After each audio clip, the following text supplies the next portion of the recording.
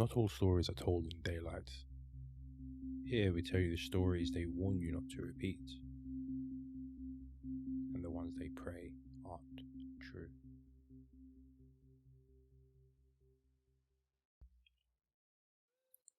The wilderness keeps its own secrets.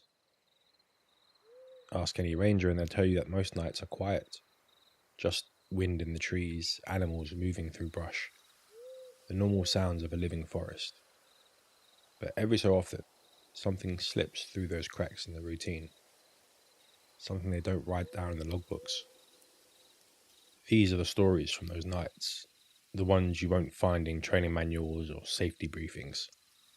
The kind of nights that remind you the forest is listening, and sometimes it answers back. The closure tape snapped back and forth all afternoon, a tired yellow tongue in the wind. Rockfall had chewed up a bite out of switchback 4 on the rim trail, so the gates went up and the public stayed out. My name went on the clipboard for a dusk sweep. Check the barricades, walk to the slide, make sure nobody ducked the rope for a sunset photo.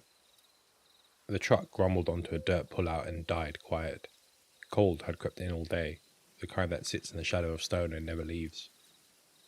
I killed the overhead, stepped out into that thin iron smell you only get when dust has been lately wet, and then dried again. The sky held on to colour over the messes, soft bruise dripping pale gold. Everything below that line looked etched instead of alive. I keyed the handheld. Ranger 12 at North Rim closure. Starting sweep. Copy 12. Dispatch sounded far away and comfortable. You're the last one out. Don't make me send a rescue. Copy. A weak joke, but her voice lightened anyway. Gate chain, locked. Plastic sign about rockfall, straight. Someone had tugged the tape on the side path where old steps dive under scrub. I retied it, the knot bit my gloves and held. The trail spent a few hundred yards flirting with the rim before it gave up daylight and shouldered onto the notch. Rock, both sides, juniper clinging at angles that felt like lies. The first switchback curled under me and the world changed temperature by a handful of degrees. Warm day above, refrigerator below. The kind of drop that makes your head hurt. Boots on sand, boots on sandstone. Each noise went up and came back a beat later. Softer, rounded off. Canyon acoustics, you learn your own soundtrack when you work these routes. I kept the pace, steady, counting out steps in my head, the way I always do when the light is leaving. The slide showed itself grey powder thrown across orange slick rock like flour on cutting board. Fresh scar in the wall, shards. A boulder taking a nap in the trail where boulders don't belong. Somebody had already flagged the line with pink tape for maintenance in the morning. I took a few photos with the file, measured the block with my pole, logged the GPS and walked the edge to make sure nothing else was loose. A crow crossed the gap above, a black arrow against fading sky. The wind died. The absence of it felt like someone lifting a hand off your shoulder. That was when my steps started coming back wrong. Left, right, left. My toes touched down and a second set arrived a breath late. Not echo echo. Not slap and repeat. A copy with timing just off enough to make you notice. I stopped. The return didn't. One more pat landed where footfall would have gone if I'd taken another step. The radio breathed against my chest, the little speaker diaphragm moving with my own jacket as the voice in it couldn't decide to be born. I thumbed the button anyway, more for company than report. Ranger 12 at the slide, no movement, returning to gate. Copy. Comfort in a single word. The way out runs the same turns backward. Switchback 4, blocked. Chalk mark here, paint mark there. Switchback 3, bench where people sit when they shouldn't. I stopped there out of habit, to scrape a little trail water that always lives in a particular bowl of stone. Shallow puddle tonight, thin ice film threading itself into the corners. When the beam from my headlamp hit it, the surface turned mirror. My face looked older than it had at noon. Footsteps again. Behind me now. Same distance, same weight. Same cadence a half beat late. Left, right, left. It matched me until I stopped, then gave me one more, always the same last step that I hadn't taken. I've walked this place at dark 100 times. Certain sounds become familiar. Group with kids, echoes for days. Solo, steady. It's just you coming back thinner.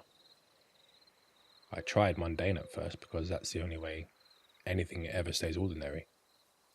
I clapped, a clean palm to palm. One return, soft. Another, softer. Nothing weird. I tested my boots, stomped down hard. The canyon threw one copy back exactly as it should. Then I walked again, and the second set returned to its lag. Not matching, not free. Something in between. Fine. Maybe wind off the sidewall playing tricks. Maybe blood in my ears. Maybe the cold changing how cloth sounds. None of those passed the taste test either. But they were better than admitting I wanted to turn a light on when there isn't one. The slope under switchback 2 carries sand over stone in a thin sweep that always shows what passed. I angled the beam low and watched the grit come alive. My row of prints ran tidy along the inside edge. Behind them, in the looser sand, another set had formed. Same tread patterns as mine, same size, but each heel landed a hair late and a hair deeper. Like someone heavier by a few pounds had decided to wear my feet. I crouched and stuck a knuckle into it, cold, bit bone. The edges held fresh. You learn to read crumble. These walls kept secrets that don't lie about physics. Those weren't leftover hikers. Those weren't from yesterday. Those were now. Ranger 12, I said. My voice sounded normal. It took effort to make it so. Making my way out. Copy 12. The speaker in my chest kept me company. Somewhere far above, a jet drew a line I couldn't see. I told myself, finish the job, close the gate, get in the truck, drive. The last switchback carried me back into open cold, where sage starts again and the sky widens, and dust eats cameras. The light dropped the final bar towards night, and the first stars came out with all that old confidence they have when there's no town to compete with them. I was almost to the chain when the last step landed again. Just one. Right where my boot would have gone if I'd kept walking instead of looking back. I didn't look back. The padlock hissed chain. The sign faced the right way, taped tight. I squeezed the latch once to feel it give and hold, then crossed the lot to the truck. The cab light painted the inside like a cheap stage. The smell of sun-hot vinyl that lives there even in winter met me like a small dog. I tossed my pack in the back seat and hit the tailgate catch to throw my boots. The bed liner gleamed under the dome light, scuffed and familiar. 2 wet ovals darkened the rubber mat near the wheel well, just where I always plant my feet when I toss gear up. Another pair sat beside them, offset by a few inches. Same tread, same spacing. Same little nick in the heel where I dragged over basalt last week. Darkening, slow, the way water does when it sinks into cold plastic. My lamp found nothing on the fenders, no drip line, no splash. Just 4 prints where 2 should live. I closed the gate, nice and gentle, and sat behind the wheel without slamming the door. The key felt too small in my glove, heater fan on low, hands braced at 10 and 2. Not because anyone had taught me that, but because bracing them gave them something useful to do. Dispatch. 12 is clear of North Rim. Gate secure, returning to district. Copy 12. Good night. Good night. The words felt like a dare the world makes every evening and rescinds for some people by morning. On the drive back, the canyon slid along beside me like a sleeping animal. Radio static cracked once and went quiet. The stars multiplied as I lost elevation. My headlights gathered rabbits out of nowhere and set them down again in their lives. The truck warmed enough to bring the second smell out, the one of old coffee in the cup holder and plastic rolling around that I never put away. I could have believed in only that truck if I'd asked myself too hard enough. Back at the station, the lights on in the window meant the kind of safety that has a coffee pot attached. I parked under the same old cottonwood that keeps dropping twigs across the hood as if it's personal. I left my boots in the bed for later. The prints would be gone by morning, I told myself. Evaporation erases everything that matters if you give it at night. Anything good? The evening duty officer leaned around the hall corner, pen stuck in his hair. Slides holding, tapes fine. My mouth stayed easy. Tomorrow gets a shovel and a bar, that's all. Boring is a blessing, he said, a little salute of the paper cup. Boring is king, I agreed. In the locker room, Tao held on to the day's heat. I habitually put my gear away in the same order each time because a trail is a trail even inside. Radio off and onto the charge cradle, notebook out of the pocket and into the second drawer, because otherwise I always forget it. Keys go on the hook with the chip paint spot. When routine holds, nothing in your head knocks. At the sink, I ran water until I lost the metallic taste. My reflection kept pace. Dark smudges under my eyes I hadn't named at noon. The thin white line at my temple from the time I misjudged a branch. The squint we all wear by year 3. No lag, no trick, just a face. The night shift's printer coughed in the admin room. I heard someone swear softly about paper jams. Good sounds, human sounds. I picked at a strip of dried mud on my sleeve, the colour of ruddy bread, and brought it to my tongue without thinking. Silt, not salt. The canyon had a way of getting into every crease. The radio rack clicked. Someone else signed on. Road Unit 38 asked for a license plate read by the campground. Dispatch gave it. A white noise stitched the rest of the sentence into something that sounded like nothing. I stayed where I was and let the water run longer than I should have. When I stepped back outside to load the truck with the cones I should have taken earlier from the storage cage, breath steamed. Mine, and only mine. The bed mat was dry, the 4 prints had lightened and disappeared, leaving no outline, no ring, no proof. I lifted one boot to check the tread and set it down again without remembering the shape I'd seen in the sands on the switchback too. Same Nick, same us. A screech owl called once from the cottonwood and shut up like it had remembered it was trying to keep its job secret. 2 dogs over on the private land to the north answered each other about nothing and then gave up too. The lights at the highway far below moved the way they always do, beyond your world, but proof one exists while you pretend you don't need it. In the morning, maintenance found another small slough of chromat with switchback 4, and a loose block waiting for a pry bar. Routine event, fixable task. They opened the trail 2 days later after a sky wash and a safety walk. People flowed in again with their noise and their shoes that aren't shoes and their tendencies to stand dangerously close to edges. The place looked like nothing had ever happened except what the park sign said. I never wrote the other part, not because I think it makes me special and not because I wanted to hold a secret. I didn't write about it because writing is a way of telling the thing that it can stay. I talked about the slide. I talked about spam text on the handheld that kept hitting my number even though dispatch promises they can't. I told a joke to the maintenance guy with a beard about his beard. We ate stale donuts in the break room and complained about hikers who talk like we're the ones lost.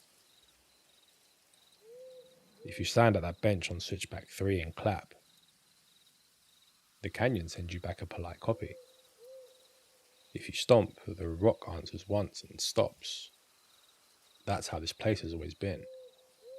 That's how it will be tomorrow when I walk it again and believe it. My job is to trust stone.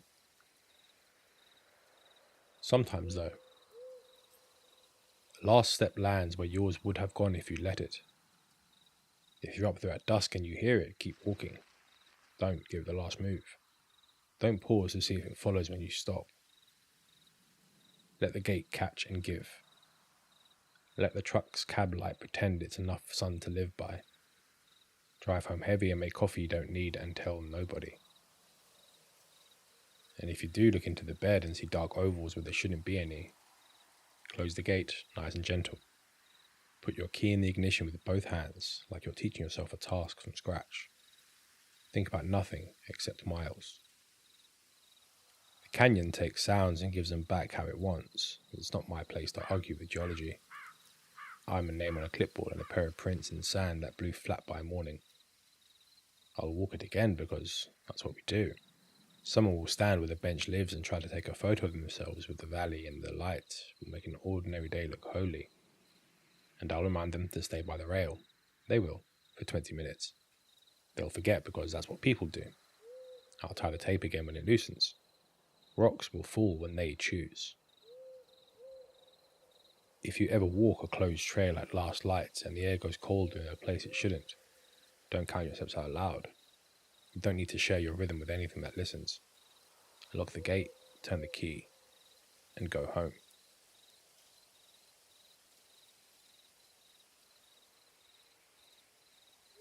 Dusk bled down the ridge while I walked the last sweep. Bow season had ended for the day at sunset.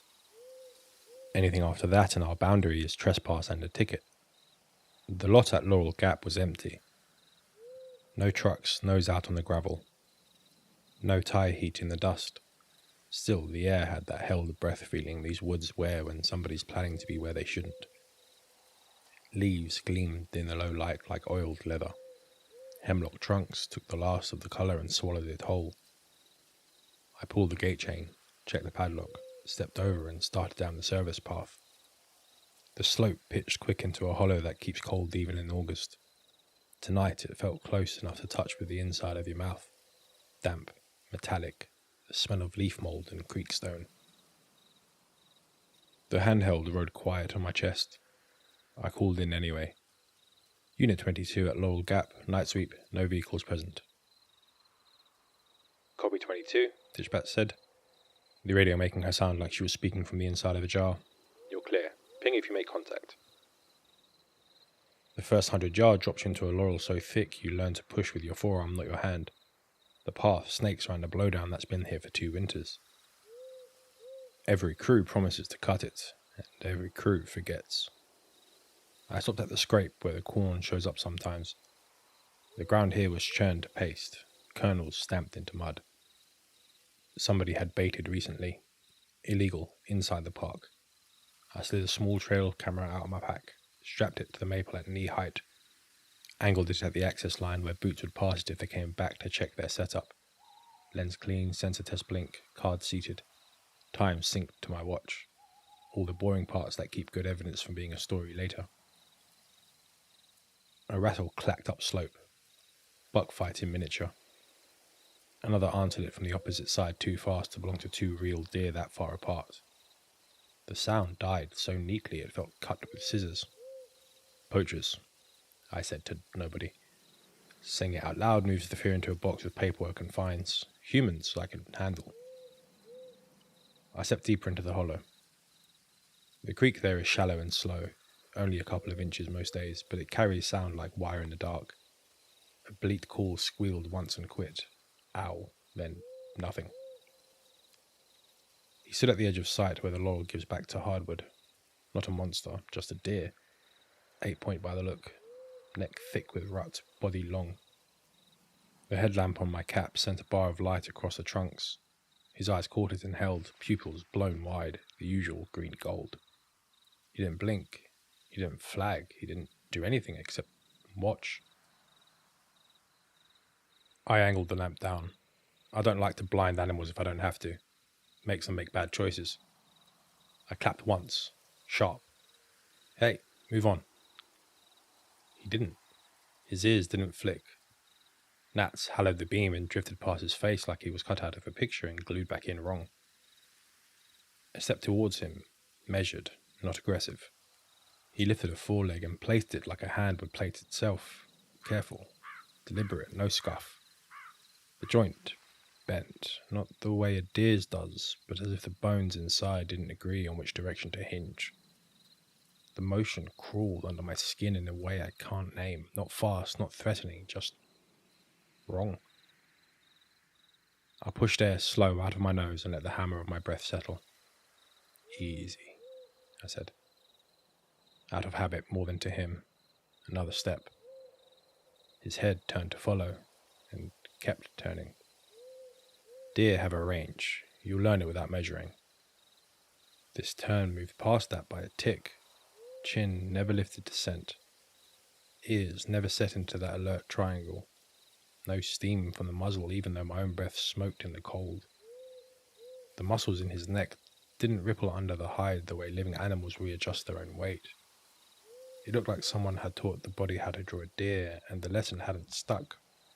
Branches didn't crack behind him when he stepped away. Laurel didn't resist. He eased into it as if he had been made after the shrubs, and they'd given him room because they remembered. The rattle clicked again in the trees above me, the same pattern, note for note. I swung the lamp up instinctively. Bark, leaves, darkness. When I swung back, the buck stood closer. Same posture, same stillness. The distance gone without the space between accounted for. Not tonight, I said. Trails closed. He looked at me the way some people do in hospital, present with their face, absent in their eyes. Boot prints tell the story of a person's decision. Hoof prints tell the grounds. I angled the beam down the slope and searched for depressions. The leaf litter lay flat and undisturbed. No deep cuts where a deer that size would have stepped. No sharp splits where he would have pushed off. Just wet leaves trying to freeze around nothing. My hand found the mic on reflex. Dispatch, I may have 2 parties working illegal calls above Laurel Gap. No vehicles in lots. The words trailed off. I didn't want to say alone. It makes a thing in your head suddenly feel like it's been invited. Copy 22. Anyone with you? She asked anyway. Negative. I glanced back at the maple and the small square eye had been trapped there. The camera watched me without opinion. The red LED test blink had steadied to a heartbeat, armed. The buck tilted its head then. Not a deer tilt, a person's curious lean like trying to read small print. The angle sat too long and didn't move through transitions the way flesh should. A long jaw worked with no sound, no chew, no cloud of rhyme from breath on cold. The air between us tightened until it had weight.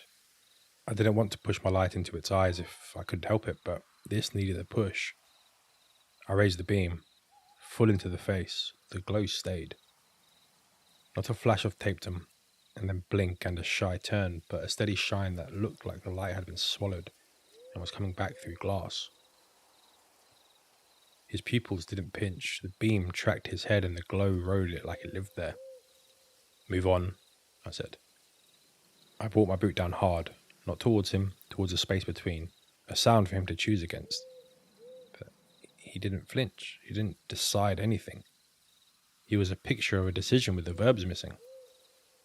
A twig snapped off to my left, a small believable sound. I turned out of pure instinct, but when I looked back, the buck was gone. Laurel stood where Laurel had always stood. Darkness held what it was supposed to hold. I don't like to be angry in the woods, but sometimes anger moves your legs where fear asks you to fold. I walked the contour and cut up towards the ridge where the poachers would have set their line. Nothing. No boot tracks, no cut branches, no faint smell of tobacco a lot of them carry without meaning to. The rattle stayed silent. The bleat called once, far off and wrong, too short and too clean. Then the hollow closed around the sound like it had been swallowed because the body it belonged to didn't want it anymore. I circled back. My boot slid on wet stone and caught. The creek's thin talk kept to itself. The camera's tiny eye glinted. I thumbed the strap in habit, made sure the housing was tight and left it to do its job. The lot met me with the kind of cold it sits right behind your teeth. I called it in. Unit 22, clear at Laurel Gap. Bait out, no contact. We'll pull cam in the morning. Copy 22. Good night. Gravel turned to country blacktop. Blacktop turned to the washed out yellow of the 2 lanes that makes you pass the old gas station with the vulture that lives on the sign in the winter. My mind tried to make jokes about deer that you watch like doctors. I let it and didn't laugh. At HQ, the big room hummed like it always does after change of shift. Printers, coffee, someone telling you a story you're only supposed to half hear. I popped the camera housing and slid the card into the reader and set the folder to load. Infrared stills scrolled by. Empty trail, raccoon tail like a hand, me kneeling with a strap, me stepping back, headlamp bloom blowing out the front of the frame. Then a frame of just trees. Then me again, turned away writing in my notebook. The angle catching my shoulder, the notch on my cap, the little reflective strip on the mic cord. The next frame took an extra half second to draw. Software chugged, the picture resolved. Something stood where my back ended, close enough that if I leaned I would have touched hide. Deer from the neck up if you want to be lazy about saying it. Too long in the jaw, one ear set low as if it had been stapled on roll. The eye nearest to the lens carried the usual reflective boon, but the shape of it wasn't an animal eye in light. The circle looked too centered, like a person's pupil aiming through glass that hadn't been meant for it. The line of the neck held without muscle. The whole thing sat inches behind me like a costume borrowed and not understood. I leaned closer to the monitor to make sure my eyes weren't playing tricks on me. Pixelation didn't hide the posture. No hair grain, no whisker catch. The edge where shadows should have given depth went flat. The next frame was trees. The one after that was a blur of my arm as I moved. Nothing else stood there. Timestamp 18:37:52. The note in my book, camera placed, bait observed, rattle heard upslope. Carry that same minute and second plus 2 digits for temps that my watch doesn't keep. The red test blink I'd watched before arming must have lived between those frames like a heartbeat. I printed the still. The laser coughed and spit out the sheet with the image too dark by half. The eyes blown to white coins. The shape behind me more suggestion than proof. The stack never looks like on the screen. It's one of those small disappointments that helps you tell yourself stories later about why a thing doesn't matter. Anything good? The duty officer asked. Same way as always, half interested, mostly polite. Trash, I said. Raccoons with opinions, someone dumped corn, I'll go pull it tomorrow. Ticket? His pen hovered like hope. He likes paperwork, it makes his world stay linear. If they come back, I said. I could have walked it back out. I could have said the lens flared and made shapes. The infrared caught my shoulder and ghosted the rest. The angle made his antler base look wrong because I wanted it to. I like being right in boring ways. Boring means you did your job and drove home. But the printer page curled in my hand and the black circles that should have been eyes pinned me with the same polite, patient interest the buck had carried when he watched me without blinking. In the morning, I went for the camera. The corn had been pulled around by a raccoon and crow. No boot tracks, no fresh sign. The laurel, once again, did what laurel does. Looked like 1,000 hands reaching and none of them yours. I took the strap down, pocketed the card, and stood in the spot the picture said I'd shared. The feeling of a body behind me sat on my skin like a coat 2 sizes too big, and then went away when I turned. I logged the bait violation. I logged the lack of contact. I didn't log the still. Some things don't want their name in permanent ink. Some things don't need the help.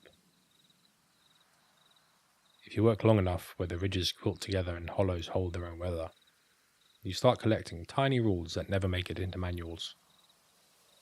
Don't trust a deer that holds still while gnats walk on its eyes. Don't follow a rattle that answers itself from 2 directions. Don't think it's kindness when an animal doesn't mind your light.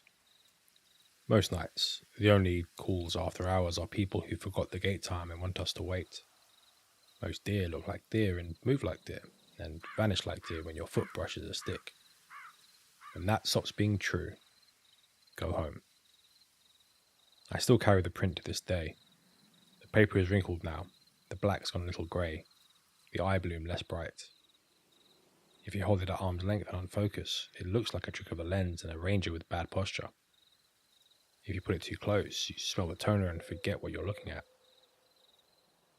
The camera recorded the body behind mine, not breath, not muscle. A shape that borrowed an outline and stood inside it like a kid in his father's coat. I don't ask for explanations anymore. I walk the lots at dusk and listen for corn in mud. I tie the gate chain and check my watch and tell people to come back tomorrow when the rules say it's their turn again. Sometimes a buck watches from the edge, and I watch back. He twitches an ear, blows and leaves. And the small part of me that had been holding something up puts it down. And on the nights when a thing watches and doesn't move, and the world moves around it like it has more right to be still than I have to be anything, I finish the sweep. I keep the path in front of me, and I save the questions for long drive out where the station lights start looking like proof the map is real. The frame from 1837-52 lives in a folder that doesn't have a name. I don't show it to new hires. I don't tell them a rule about gnats and eyes until they find it themselves. If you're ever out here after hours and see a deer that stands too straight with a head that turns too far and doesn't blink at your light, don't teach it how close you'll let it stand. Write the ticket for the corn if there's corn, lock the gate, and keep moving.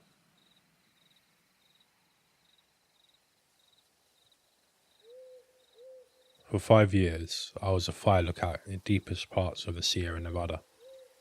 For 5 seasons, I lived in a glass box on stilts, 100 feet above a sea of pine and granite. In that time, I learned the language of the wilderness. I became fluent in its dialects of wind and water, in the grammar of its seasons. I knew the sharp, percussive snap of a pine branch giving way under a coat of ice. I knew the soft, almost apologetic rustle of deer moving through the manzanita at dusk. I knew the difference between the territorial screech of a great horned owl and the plaintive call of a spotted owl. My ears were my most trusted tool, more vital than binoculars, more reliable than the Osborne firefinder that sat like a bronze oracle at the center of my small, square world. I trusted my hearing implicitly. It was the bedrock of my sanity in that profound isolation. That was my mistake. And it was a mistake that would cost me everything. Because on the last night of my 5th and final season, I learned that the forest could lie, and every sound I heard that night was a lie. To understand the terror of that night, you have to understand the peace that came before it. You have to understand the profound, almost sacred silence of a fire lookout's life. People think it's a lonely job, and they're right, but there's a difference between loneliness and solitude. Loneliness is a lack. Solitude is a presence. And up there, in Tower number 58 on a ridge whose name only appeared on topographical maps, I was never lonely. The solitude was a thick, comfortable blanket. My world was a 14 by 14 foot cabin, walled with glass, perched on a steel skeleton. Below me the world fell away in a dizzying cascade of green and grey. On a clear day I could see for 100 miles, from the jagged snow-dusted peaks of the minarets to the deep shadowed canyons that carved their way through the earth like ancient scars. My job, simply put, was to watch for smoke. It was a job of immense responsibility and immense boredom. 99% of the time nothing happened, but you had to be 100% vigilant for that 1% of the time that it did. My days fell into a rhythm dictated by the sun. I'd wake up before dawn, the air in the cabin crisp and cold. I'd make coffee on a small propane stove, the hiss of the gas and the percolating burble of water being the first man-made sounds of the day. As the sun's first rays hit the eastern peaks, I'd begin my first sweep. I'd stand on the catwalk, binoculars in hand, and slowly, methodically scan my quadrant. North to east, east to south, south to west, west to north. I'd look for the faintest wisp of white or grey that didn't belong. I'd note the weather conditions in my logbook: wind speed, direction, temperature, humidity. Then I'd radio in my morning report. Board mounting lookout to Sierra Dispatch, all clear, weather conditions as follows. It was a ritual, a prayer against the flame. The sounds of the day were a familiar symphony. The low hum of insects in the afternoon heat, the chattering of squirrels chasing each other up the trunks of the Jeffrey pines. The distant caw of a raven, its voice a stark black note against the blue sky. I learned to read the forest by these sounds. An agitated blue jay meant a predator was on the move, a bobcat maybe, or a coyote. A sudden silence in the insect chatter could mean a change in the weather. These sounds were data points, they were truth. The tower itself had its own voice. In a way, it was a living thing. On windy days, the steel frame would groan and sigh like an old man settling into a chair. The guy wires would hum, each with its own pitch. I knew the sound of the metal roof expanding in the midday sun and contracting in the cool of the evening. I knew the precise creak of the third step on the winding staircase and the rattle of the window panes when a storm rolled in. These were the sounds of my home. Predictable. Comforting. Night was when the true solitude began. The day shift animals went to sleep and the night shift took over. The symphony changed from the bright energy of the day into a more subdued, mysterious nocturne. The chirping of crickets would start up a steady pulse like the forest's resting heart rate. The frogs in the distant creek would begin their chorus, and then the predators. The yip and yowl of a coyote pack, their voices echoing off the canyon walls, always sounding closer than what they were. If I was lucky, I'd hear the deep, throaty hoot of an owl. It sounds so low it was more of a feeling in your chest than something you actually heard. I loved the nights. The world would shrink into a small circle of light cast by my propane lamp. Outside, the universe would just open up. With no light pollution, the stars were a brilliant, overwhelming spectacle.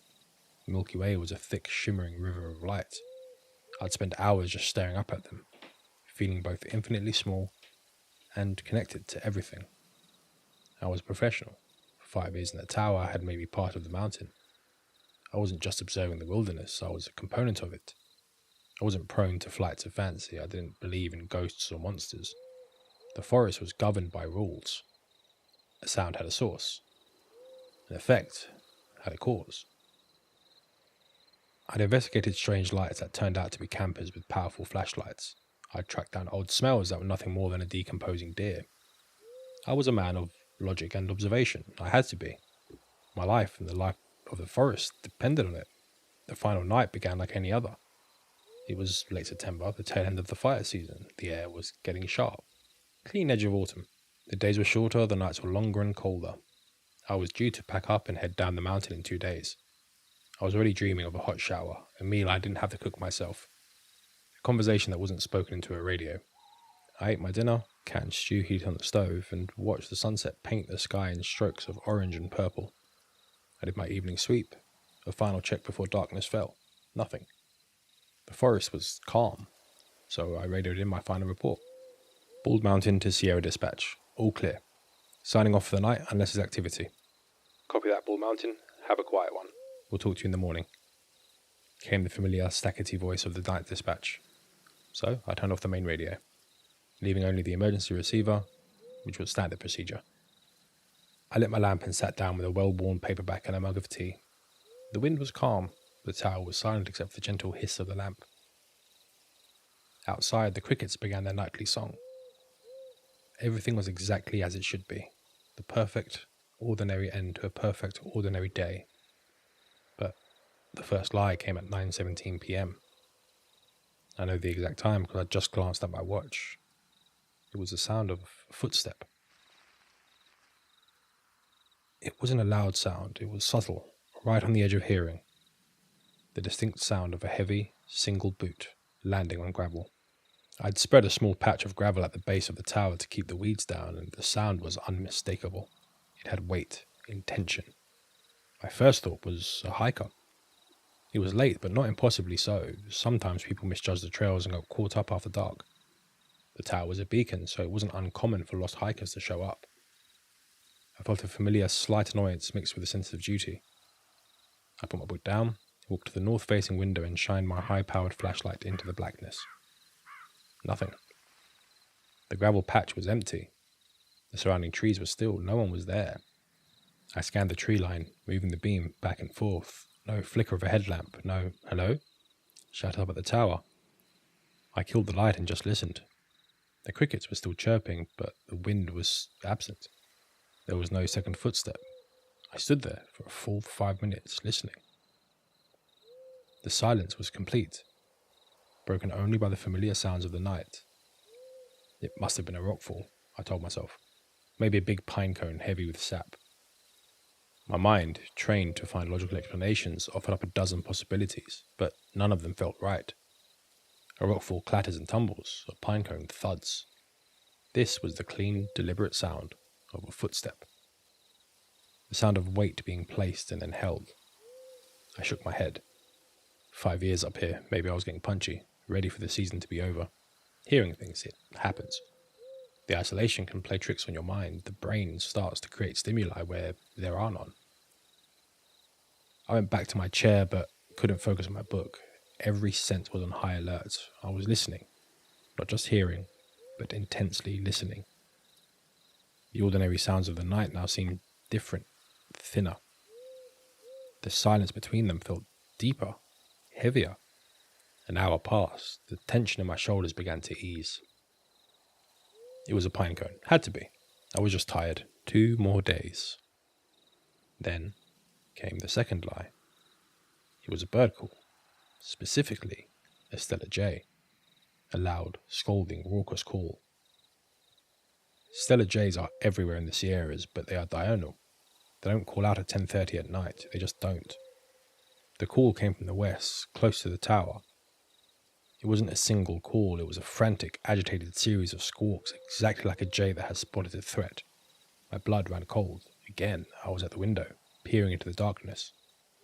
Again, the sound was wrong. Fundamentally wrong. It was like seeing the sun rise in the west. My mind reeled, trying to find a rational box to put this in. Could an owl have spooked it? Possible, but unlikely to cause such a frantic outburst. Maybe a raccoon raiding its nest? Again, possible, but the sound of it was just off. It wasn't just that it happened at night. There was a quality to the sound itself, a strange metallic resonance. Like a recording played through a tin speaker. It was a perfect imitation of a Stella Jay's, but it lacked life. A flawless copy without a soul. The calls lasted for 30 seconds, then stopped, abruptly, not fading away, but cutting off like a switch was flipped. The silence that rushed back in was deafening. Even the crickets had stopped. The entire forest was holding its breath, and so was I. This was no pinecone. This was not my imagination. 2 anomalies, 2 violations of the natural law of this mountain in just over an hour. My heart hammered against my ribs. The comfortable solitude of my cabin was gone, replaced by a profound, encroaching dread. I was no longer alone, but I wasn't in the company of a lost hiker. I did something I hadn't done in years, not outside of a major storm. I went to the heavy trapdoor on the floor, the only way in or out, and I slid the heavy iron bolt across.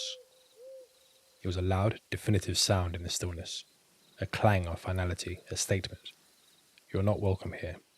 I thought for a foolish moment that this might mean something, that it might signal my defiance. All it did was confirm to myself that I was terrified. I was now a prisoner in my own sanctuary. For the next hour, nothing. Just a heavy, pregnant silence that was worse than any noise. The crickets did not return. The forest remained unnervingly still. I sat in my chair, ramrod straight, straining to pass every molecule of sound. I didn't touch my book. I didn't drink my tea. I just waited, feeling like a watch spring being wound tighter and tighter. And then it started to deconstruct my world, piece by piece. It began with the wind. I heard it as a low moan from the north. I was relieved for a second. Wind was normal, but the moan grew. And it didn't sound like wind. It sounded like a low, sorrowful, human voice, humming a tune with no melody. I looked at the anemometer. The cups were perfectly still. There was no wind. The humming continued, circling the tower. It would fade, then grow louder as it came back around. A slow, deliberate patrol. It was inspecting my fortress. The sound was impossible. A sound without a cause. My logical mind began to crack. Then it started mimicking the tower itself. I heard the distinct creak of the third step on the staircase, but it was followed by silence. No fourth step, no second, just the third step, creaking once. A few minutes later, the sharp, metallic rattle of the latch on my supply box outside. Rattle, rattle, click. And silence. It was toying with me. It was demonstrating its ability, turning the familiar, comforting sounds of my home into instruments of terror. It was telling me, I know this place. I know its sounds, and I can make them too. The psychological toll was immediate. I was in a glass box 100 feet in the air, completely exposed, and something was down there playing with me. A wave of paranoia so intense it was nauseating. I kept spinning around, looking out of each window, expecting to see what? I don't know. The training manuals on the psychological effects of prolonged isolation flashed in my mind. Hallucinations, paranoia. Was this it? Was my mind finally breaking? That thought was for a moment more terrifying than any external threat. The idea that my own brain was betraying me, but the sounds were too specific, too real. Then came the escalation. It started with the radio. I heard a burst of static from the emergency receiver. Not unusual, but then through static a voice began to form. Faint at first. Mountain to Sierra. Repeat. All over. It was my own voice. I froze. It had to be a recording, a freak atmospheric event, a radio wave bouncing back. It had to be. But then the voice came again, clearer. And it wasn't an old message. Sierra Dispatch, this is Bald Mountain Lookout. I think there's someone out here. Over. The voice was mine, the cadence, the tone, the slight hesitation, a perfect copy. But I hadn't said it. I was standing in the middle of the room, my heart trying to beat its way out of my chest. A new voice crackled in response. Bald Mountain, this dispatch. Please clarify. You have a visitor? Over. Affirmative dispatch. My own voice replied, chillingly calm. A visitor. I'm going to go and have a look. Over. Negative, Bald Mountain. Do not leave the tower. Acknowledge. Over. Dispatcher's voice was sharp, urgent. A long pause, the static hissed. Then my voice came back, but it had changed. It was no longer coming from the radio, it was coming from directly below the trap door. It's okay, Sarah, it said in perfect conversational tone. I can handle it. The terror that seized me then is something I can't adequately describe. It was pure, primal fear. My own voice, my own identity, had been stolen and was now being worn by the thing in the darkness below me. I scrambled backwards, away from the trapdoor, staring at the bolted piece of wood on the floor as if it were the gate to hell. That bolt was my only shield, a flimsy piece of iron against a thing that could steal my voice from the air. Down below, it continued the conversation. A bizarre, one-sided performance. It would mimic my voice, then pause, then mimic dispatch. In my voice it said, Dispatch, the visitor appears to be unwell. I think I need to go down. Dispatch. Bald Mountain, I repeat, do not break protocol. Help is on the way. ETA is 3 hours. Can you see the individual? My voice replied, Negative, Dispatch. It's too dark. But I can hear them. They sound lost. It was a masterpiece of cruelty, using my own professionalism, my sense of duty as bait. It knew the protocols. It knew how to talk on the radio. It demonstrated an intelligence that was far more terrifying than any simple beast. That's when I remembered stories about skinwalkers, Navajo witches that can perfectly mimic a person's voice. A cold dread crept into my heart, the kind of fear from ancient stories, from things that walked the earth long before towers like mine. I backed away further, pressing myself into the corner, breathing in short, ragged gasps. My sanity was fraying, and then, suddenly, the performance stopped. Silence returned, thick and suffocating. I waited, my eyes glued to the trapdoor. And then, a new sound. Footsteps. Not on the gravel outside. On the staircase. Clang. Clang. Clang. Slow, heavy, deliberate footsteps coming up the metal stairs. My mind screamed. The trapdoor is bolted, it can't get in, but the footsteps kept coming. Methodical, unhurried. Each metallic impact vibrated through the tower's legs and into the floor. A slow, climbing heartbeat of doom. Clang. Clang. It was taking its time, savouring this. It knew I was up here listening. It knew every step was another turn of the screw. It reached the top landing just outside the trapdoor. I heard the shuffle of heavy boots on the metal grate. Then a soft, gentle knock on the underside of the trapdoor. A polite, civilized sound. The kind the neighbour makes. I didn't breathe. I didn't move. I was a statue carved from fear. A voice spoke, and the last of my sanity crumbled. It was my own voice, not the radio voice. It was right there on the other side of the door. "Hey," it whispered. "Let me in. I forgot my key." I clapped my hands over my mouth to stifle a scream. Tears streamed down my face. This wasn't real. It couldn't be. "Come on," my own voice cajoled, a hint of playful annoyance in its tone. "It's cold out here. Just open the door." It knew my voice so well. The little inflections, it wasn't just a mimic, it was a thief. When I didn't respond, the tone changed. The playfulness vanished, replaced by a cold, hard edge. "Open the door, now." The voice was flat, commanding. I stayed silent, huddled in the corner, shaking uncontrollably. A long pause. I could feel its presence just inches away, a weight against the very air in the cabin. Then it began to laugh. It started as my own laugh, a familiar chuckle, but it warped. The sound stretched, distorted, becoming deeper, rougher, until it was guttural, bestial sound that was not human at all. It was the sound of pure malice. The laugh went on, echoing in the cabin, a horrifying hybrid of the familiar and the monstrous. Then its final assault began. Auditory chaos. It was a cacophony of lies. The sound of 1,000 birds screaming at the wrong pitch, the howl of a wolf that dissolved into the screech of twisting metal. The sound of a roaring forest fire, so real I could almost smell the smoke, but there was no glow outside my window. The sound of hammering rain against the roof, but the stars were still visible. It layered sounds. The frantic squawking of the jay returned, interwoven with the sound of a woman crying my name. Then it would morph into the sound of crackling ice, of a tree splitting, of rocks grinding together. It played back every sound I had ever heard in that forest, but all of them were wrong. Discordant, nightmarish parodies. It was a symphony of every fear a lookout could have: fire, storm, structural collapse. It was a targeted psychological assault. It was trying to shatter my perception of reality so completely that I would throw open the door just to make it stop. I curled into a ball on the floor, hands clamped over my ears, but it was useless. The vibrations were coming through the floor, through the bones of the tower. I squeezed my eyes shut and rocked back and forth, whimpering. The world was nothing but a tidal wave of sonic horror.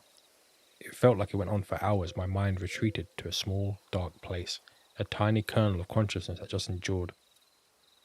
The professional lookout was gone. All that was left was a terrified animal waiting for the predator to strike. And then, as suddenly as it began, it stopped. The silence was not a relief, it was the climax. This was not the gentle, living silence of the forest. This was a dead silence. An absolute, vacuum-packed void. The cacophony had been a physical assault, but this silence was a metaphysical one. It was the sound of a world that had been turned off. The crickets did not return, the wind did not stir. It was the most unnatural thing I have ever experienced. My own breathing sounded like a hurricane. The frantic thumping of my heart was a war drum. I cautiously took my hands away from my ears. The silence pressed in, heavy and suffocating. It had a presence, a weight.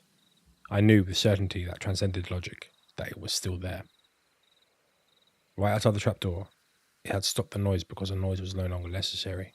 It had demonstrated its power. Now it was just waiting. The silence was the final turn of the screw. The sound of a predator that had cornered its prey and now simply enjoying the final moments of terror. I lay on the floor, paralyzed, for what could have been minutes or hours. Time had lost meaning. My universe was the cabin and the crushing weight of the silence outside. My eyes locked on the bolted trapdoor, imagining a single unblinking eye peering through the cracks. My mind had started to shut down, the terror subsiding into a numb, disassociative state. I felt a strange resignation. This is how it ends, I thought, eaten by a sound. Slowly, agonizingly, the sky began to change from black to a deep bruised purple. Dawn was coming in, and with the first hint of light came the first true sound. A bird. A single, clear, piping note from a hermit thrush. It was the most beautiful sound I have ever heard. It was real, honest. A creature of flesh and blood singing to the rising sun. As if that note had broken a spell, the world began to turn back on. Another bird joined in. I heard the faint whisper of the real wind in the pines. The world was being rebuilt, sound by sound. The silence didn't break. It dissolved, evaporating like a bad dream. I remained on the floor until the sun was fully up, its light flooding the cabin. With trembling limbs, I pushed myself up. I was stiff, sore, utterly drained. I felt ancient.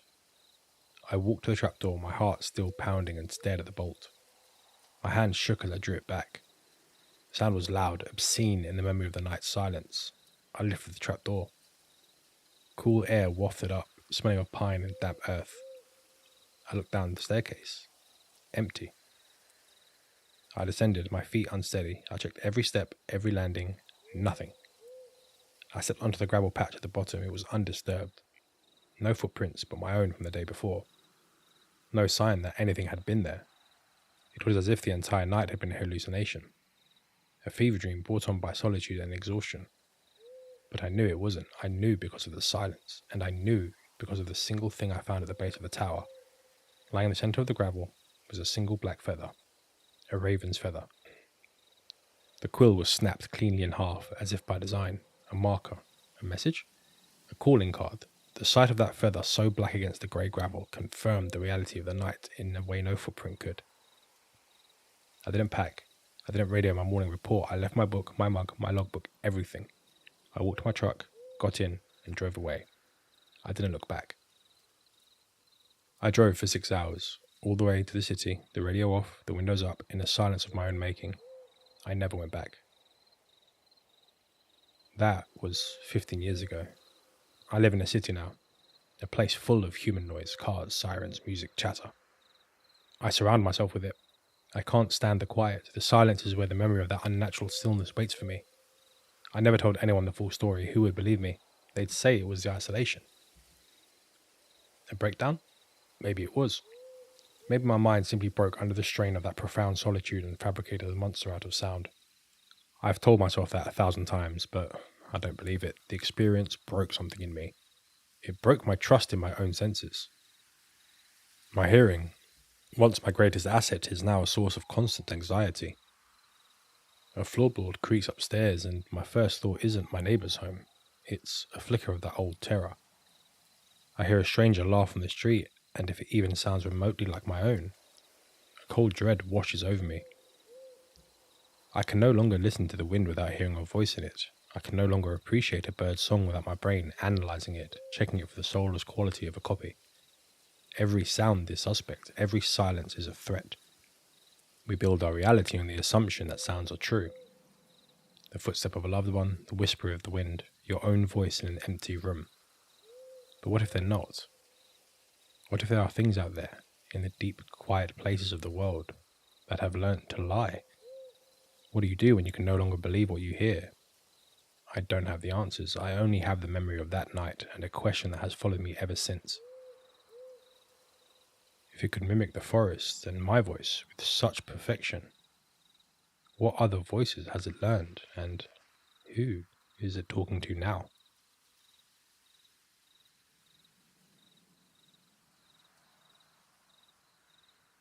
If you've made it this far, thanks for listening. These accounts, whether you call them stories, confessions, or warnings, come from the edges of what rangers can explain. If you want to hear more from the dark corners of the wilderness, be sure to subscribe, leave a like, and leave a comment, and share your own experiences. Until next time, stay safe out there, and may the silence of the forest stay just that, silence.